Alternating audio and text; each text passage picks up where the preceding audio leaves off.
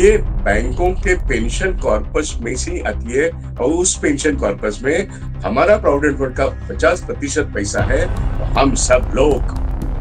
हम सब लोग 8 लाख लोग हर बैंक के स्टेक होल्डर्स है। We have a right, we are the stake holders of every bank. मैं सोचता हूं, मैं रिक्वेस्ट करता हूं, आप इसको लाइक करें, आप इसको फॉरवर्ड करें और 8 लाख लोगों तक ये वीडियो पहुंचे, क्योंकि लड़ाई अब बहुत नजदीक आ गई है। नमस्कार, मैं विश्वास उटके हूं। आज फिर एक बार वही जो मुद्दा है पेंशन का। बैंकों में जो 8 लाख लोग रिटायर्ड हो गए हैं, उनका पेंशन तो उन्हें मिलता है। जैसे कि अभी आज का इस मई का आखिरी दिन है, तो सभी बैंकों में आखिरी दिन होता है या 1 तारीख को हो जाता है पेंशन। ये जो पेंशन जमा होती है खाते में, इसमें बेसिक पेंशन जब कोई एक बैंक ऑफिसर हो या वर्कर हो, एम्प्लॉइज हो, जब कोई रिटायर होता है तो जिस दिन से रिटायर होते हैं तो उसके अगले महीने में उनको बेसिक पेंशन उस वक्त जो तय होता है उसके ऊपर महंगाई भत्ता मिलता है और वो मिलते रहता है। उसके बाद कोई अगर एम्प्लॉय गुजर जाता है तो फैमिली पेंशन भी मिलता है। सवाल यहाँ पर ये आ रहा है बार बार और लगातार कि बेसिक पेंशन जो रिटायरमेंट के बाद मिलती है, वो हर 5 साल में बैंकिंग इंडस्ट्री में जो बाइपोटेट सेटलमेंट होता है, उसके बाद वेतन संशोधन होता है और बेसिक पे बढ़ता है। जो अंदर काम करने वाले अधिकारी हो, कर्मचारी हो, किसी भी कैडर के लोग हो, उनको मिलता है। लेकिन उसी वक्त एग्रीमेंट के तहत जो लिखा हुआ है 93 से लेके 95, 2002, उसके बाद 2010, बार बार लिखा गया है। अब ये जो बेसिक पेंशन अपडेशन होना है हर बाइपोटेट में, वो होता नहीं है। इसका मतलब ये हुआ कि बेसिक पेंशन एक फ्रोजन सिचुएशन में है। अब ये फ्रोजन सिचुएशन में क्यों है, इसके लिए जिम्मेदार कौन है, इसकी चर्चा बैंकिंग सेक्टर में रोज ही होती है। क्योंकि हर पेंशन का महीना आता है, लोग हाथ में पेंशन लेते हैं, बोलते पेंशन तो मिल गई, लेकिन इसमें बेसिक पेंशन की बढ़ोतरी कब होगी। अब इसमें बहुत सारे पहलू कोर्ट में है, लेकिन इंडिविजुअल केस ये एक बात होती है। लेकिन आखिर में पेंशन देने वाला जो एग्रीमेंट है, वो तो इंडियन बैंक एसोसिएशन और सारे जो यूनियंस है उसमें मुख्यतः रूप से एक all India bank employees association, all India bank office association, जिन्होंने ओरिजिनल एग्रीमेंट किया 1993 का, और उसके बाद अभी United forum of bank unions के तहत 2010 में सब लोगों ने उसके ऊपर साइन किया है। अब ये सब लोगों का एक मुद्दा है। तो सवाल ये आता है कि बेसिक पेंशन का ऑपरेशन का जब 2010 के बाद की जो पॉसिबिलिटी थी, उस वक्त जो सेटलमेंट हुआ, तो पेंशन कॉर्पस हर बैंक के पूरे फुल हो गए, क्योंकि उस वक्त 3,30,000 लोगों का जो फर्स्ट ऑप्शन था, मतलब जिसको हम सेकंड ऑप्शन कहते हैं, वो उनके लिए फर्स्ट ऑप्शन था और वो उन्होंने लिया, क्योंकि उन्होंने पहले रिफ्यूज किया था। अब उसके लिए हम सेकंड ऑप्शन ये नाम देते हैं। मुद्दा ये कि वो 3,30,000 आने के बाद पेंशन का बास्केट फुल हो गया 2010। अब इसके बाद तो बेसिक पेंशन ऑपरेशन का मामला सॉल्व होना चाहिए, क्योंकि पेंशन कॉर्पस फुल हो गया है। मैं इसलिए ये कह रहा हूं कि आरबीआई के तहत 1990 में जो सेटलमेंट हुआ, 1993 में सेटलमेंट हुआ, इसमें लिखा गया है कि बेसिक पेंशन ऑपरेशन का फॉर्मूला क्या है। अब ये फॉर्मूला एक तरफ एक बात है, वो लिखा हुआ है। दूसरी बात यह है कि पेंशन कॉर्पस ठीक होनी चाहिए और उसमें से आप लोगों को, मतलब बैंक रिटायर्स को पेंशन मिलती है। अब नहीं मिलती है, वो फ्रोजन अवस्था में है, ये इसका ग्रीवेंस है। इसके लिए क्या किया जाए? तो सभी 8 लाख लोग जो हर बैंक से रिटायर हुए लोग हैं, उनका पेंशन मिलना जारी है, लेकिन बेसिक पेंशन ऑपरेशन नहीं है। और झगड़ा ये है कि बेसिक पेंशन क्यों नहीं मिलता है, हमारे यूनियंस क्या करते हैं, हमारे रिटायरी लीडर्स क्या करते हैं, ये सवाल आज लोग चर्चा कर रहे हैं। आखिर हर बैंक अपने बैंक से रिटायर हुआ जो आदमी है, जिसने पेंशन ऑप्शन 95 में लिख के दिया हो या 2010 में लिख के दिया हो, उसको पेंशन कॉर्पस में पेंशन देने की जिम्मेदारी उस पेंशन बैंक्स की है। अगर वो बैंक गवर्नमेंट कंट्रोल्ड है, मतलब सरकारी है, तो भारत सरकार की जिम्मेदारी बनती है। एग्रीमेंट के है 1993 में कुल मिला के मेरे ख्याल से 28 प्राइवेट सेक्टर बैंक्स इस पेंशन एग्रीमेंट में शामिल थे। मेरे ख्याल से इस एग्रीमेंट में शामिल और 8 या 9 फॉरेन बैंक्स भी थे। इन बैंकों के बारे में पेंशन जो मिलती है, वो सारे रिटायरीज उनकी पेंशन पेंशन फंड से नहीं मिलती, बल्कि प्राइवेट सेक्टर बैंक और फॉरेन सेक्टर बैंक ने जो LIC के पास से एन्युटी परचेज की है, वो 75 साल तक की एन्युटी ले ली है, तो वहां से उनको पेंशन मिलता है। तो ये बात प्रोविजन ऑफ फंड्स की जो है, फॉरेन सेक्टर और प्राइवेट सेक्टर बैंक जो है, वो एन्युटी के जरिए अपने कर्मचारियों का पेंशन सुनिश्चित करते हैं। लेकिन वहां पर भी बेसिक पेंशन ऑपरेशन नहीं है, क्योंकि नेशनलाइज बैंकों ने भी, सरकार ने ये किया नहीं। तो मुद्दा अब ये है कि पेंशन कॉर्पस में से पेंशन सबको मिलता है, बेसिक पेंशन अपडेट हुआ नहीं है। और पेंशन कॉर्पस में अगर आपका 2010 तक का मामला अगर शॉर्टफॉल था, तो वो शॉर्टफॉल पूरा हो गया।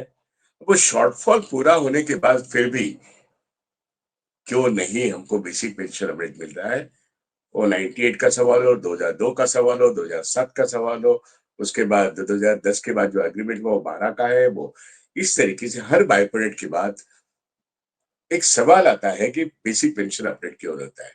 अब मुद्दा बेसिक पेंशन जहां से मिलना चाहिए और डीए जहां से मिलना चाहिए, पेंशन जहां से मिलना चाहिए, वो है पेंशन कॉर्पस हर बैंक का। वहां से अगर मिलता है तो उसका IBA की तरफ से एक खुलासा होना जरूरी है। IBA का एक वक्तव्य यह है कि मैटर इज सब जुडिस, इसलिए हम ये मामला जब सुलझा जाएगा कोर्ट की तरफ से, तब हम सवाल खड़ा करेंगे। इन द मीन टाइम उन्होंने ये कहा कि भाई आप एक एक्स विषय ले लो, तो 8 मार्च 2024 के सेटलमेंट में एक्स ग्रेशिया का एक मामला आ गया। हमारे यूनियंस वहां पे एग्री हो गए कि भाई अच्छा है, एक्स ग्रेशिया दे दो। सवाल तो ये है कि एक्स ग्रेशिया नहीं लेना चाहिए, बेसिक पेंशन अपडेशन की मांग, इसके ऊपर लड़ना चाहिए। लेकिन IBA कहती है मैटर इज सब जुडिस, और यूनियंस कहते हैं ओके, हम एक्स ग्रेशिया लेंगे क्योंकि मैटर इज सब जुडिस। ये बात कहां तक सही है? मैटर इज सब जुडिस, तो यूनियंस को रास्ते पे आके ये कहना जरूरी है कि IBA ये पोजीशन लेती है कि उन्होंने एफिडेविट पे ये कहा है कि हम लोग, मतलब बैंक एम्प्लॉयज, बैंक ऑफिसर्स, इनका बेसिक पेंशन के अपडेशन का राइट कहीं भी लिखा हुआ नहीं है। ये उन्होंने जो कोर्ट्स में एफिडेविट दिए वहां पे ये लिखा है। अगर इसकी मालूमात यूनियंस को नहीं है, बात अलग है। अगर मालूमात है, तो इस मुद्दे को जितना वेज रिवीजन इंपॉर्टेंट है, उतना ही बेसिक पेंशन, जो एक लिखा हुआ अधिकार बैंक एम्प्लॉयज का है 1993 से लेके अब तक, उसके बारे में यूनाइटेड फोरम क्यों नहीं रास्ते की लड़ाई लड़ती है IBA के खिलाफ, हर बैंक में, और गवर्नमेंट के खिलाफ? क्या ये जायज नहीं है? कहीं ना कहीं एस ग्रेशिया लेना, ये कॉम्प्रोमाइज एटीट्यूड जो है यूनियंस का, इसके ऊपर एक सवालिया निशान है। आखिर पेंशन कॉर्पस में पैसा है या नहीं, कोई कुछ भी कहे, IBA कहते कि आपको राइट ही नहीं है, तो लड़ने की जिम्मेदारी तमाम जितने सारे यूनियंस हैं इनकी बनती है। जो अंदर काम करते हैं, जो बाहर रिटायर्ड है, सब मिल सबके सबकी जिम्मेदारी बनती है कि अगर हमारा राइट लिखा हुआ नहीं है, तो हम उसके लिए लड़ेंगे। लेकिन ये बात झूठ है, IBA कहती है वो बात झूठ है। ये राइट लिखा हुआ है, बहुत जगह पे लिखा हुआ है, और कानून के ही जरिए उसको प्रूव किया जा सकता है। लेकिन रास्ते की लड़ाई करने में मुंह मोड़ने का जो एक एटीट्यूड सारे यूनियंस अंदर के और बाहर के, इनका क्यों है, इसका जवाब तो उन्हीं को देना पड़ेगा। जहां तक ये सवाल है कि पेंशन कॉर्पस फुल किए करना जरूरी था, वो तो कर दिया 2010 में। अब पेंशन कॉर्पस में आपका पेंशन आता है, ये बेसिक नॉलेज जितने भी रिटायरीज है इस देश में 8 लाख तादाद में, उनको और उनके नेताओं को तो मालूम होना जरूरी है कि हमारी पेंशन हमारी बैंक अपने पेंशन ट्रस्ट या पेंशन कॉर्पस में देती है। वो पेंशन कॉर्पस फुल है या नहीं है, इसके बारे में एग्रीमेंट क्या कहता है। मैं आपको इस वीडियो के जरिए इतना ही बता देना चाहता हूँ कि भाई कि 93, 95, 2002 हो या बाद में 2010 हो या उसके बाद में जितने भी मीटिंग हुए हैं, सब जगह ये आईबीए की जिम्मेदारी है, ये हर बैंक की जिम्मेदारी है कि पेंशन कॉर्पस में हर साल जो एक्चुअली रिपोर्ट लेना चाहिए वो रिपोर्ट लेके, डेफिसिट अगर हो तो उसको कवर अप करने के लिए हर बैंक के बैलेंस शीट में से वहां पर पैसा आना जरूरी है। जैसे महंगाई भत्ता मतलब डियरनेस अलाउंस का प्रोविजन होता है, वो हर साल होता है, वो बैंक करते हैं।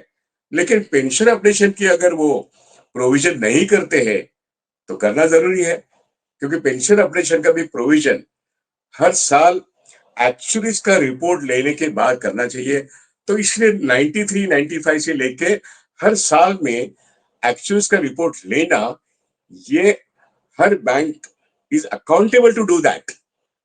और ये जिम्मेदारी इंडियन बैंक एसोसिएशन और भारत सरकार की है, क्योंकि भारत सरकार मतलब नेशनलाइज बैंकों का मालिक है।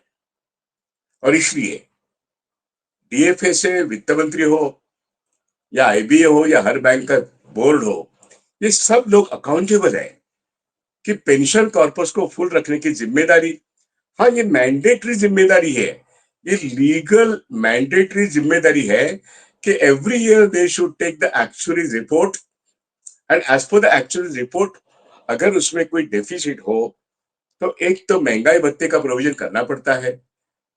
बेसिक जैसे जैसे जैसे मतलब ये बेसिक पेंशन का ऑपरेशन होता है, तो हर 5 साल में वेतन बढ़ोतरी तो उसकी प्रोविजन करनी पड़ती है।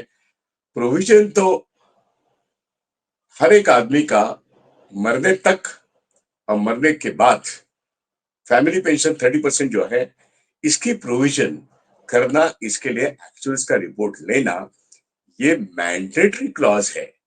अगर ये बैंक नहीं करते हैं तो banks are bound to be question by the law. और इसलिए यूनियंस की जिम्मेदारी बनती है, चाहे वो रिटायर्ड यूनियंस हो, रिटायर्ड लोगों की यूनियंस हो या अंदर में काम करने वाली यूनियंस की जिम्मेदारी हो, एग्रीमेंट के तहत ये इनकी जिम्मेदारी बनती है कि इंडियन बैंक और हर बैंक के मैनेजमेंट को एक सवाल पूछे, क्या आपने ये एक्चुअल्स का रिपोर्ट ठीक ढंग से पेंशन कॉर्पस फुल रखने के लिए बैंकों के बैलेंस शीट से प्रोविजन की है या नहीं। और नहीं है तो ये एक लीगल कानूनी सवाल है। और इसलिए जब इंडियन बैंक एक स्टैंड लेके खड़ा है कि आपको राइट ही नहीं है, तो मूल मुद्दे पर बात आती है।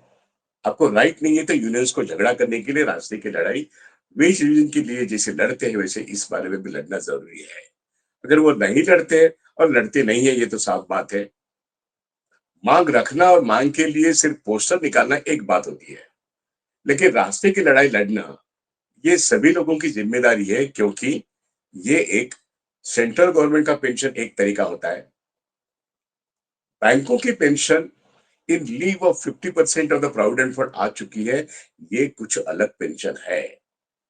ये बैंकों के पेंशन